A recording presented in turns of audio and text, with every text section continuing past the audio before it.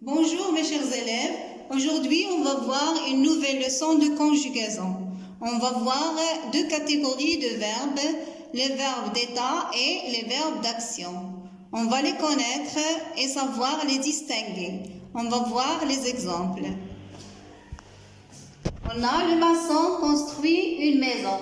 Donc le maçon c'est le groupe nominal sujet. Construit, c'est le verbe. Une maison, c'est le complément d'objet direct. Donc ici, la question qu'on pose, que fait le maçon? Le maçon construit une maison. Donc, construit, c'est un verbe qui exprime une action faite par le sujet. On peut dire que le verbe construire, c'est un verbe d'action. Passons à la deuxième phrase.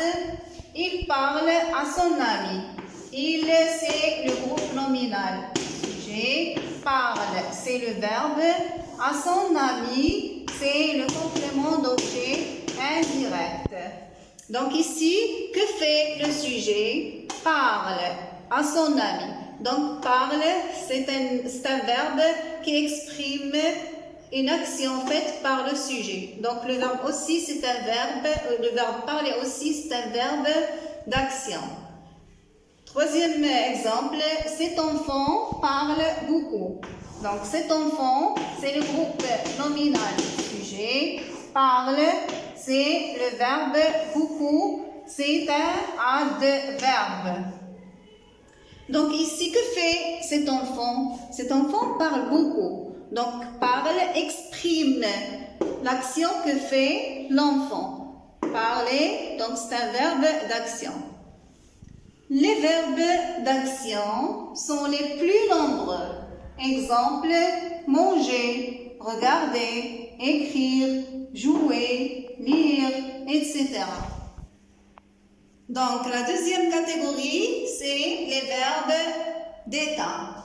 Les exemples, le vent semble froid. Donc, le vent, c'est le groupe nominal sujet. Semble, c'est le verbe. Froid, c'est un attribut du, c'est le verbe. Froid, c'est un attribut du sujet. Un attribut de sujet. Donc ici, la question qu'on va poser, quel est l'état du sujet? Donc, le verbe parle de l'état du sujet. Le vent semble froid. Donc, ici, on a un adverbe, un attribut de sujet.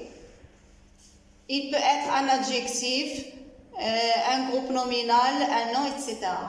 Donc, ici, on peut, pour vérifier, on peut remplacer le verbe sembler par le verbe être et on dit le vent est froid. Et il est toujours accompagné d'un attribut de sujet. Regardez le deuxième exemple. Le professeur paraît fatigué. Donc, le professeur, c'est le groupe nominal sujet. Paraît, c'est le verbe. Fatigué, c'est l'attribut de sujet. Donc ici, paraît, il nous décrit le professeur. Et fatigué, c'est un attribut de sujet. Donc le verbe d'état est accompagné toujours d'un attribut de sujet.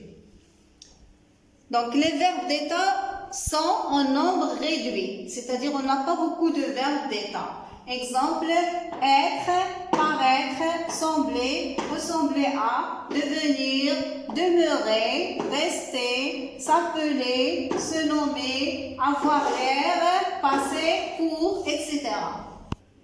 Donc, quel est le titre de cette leçon? Le titre, c'est « Les verbes d'état et les verbes d'action.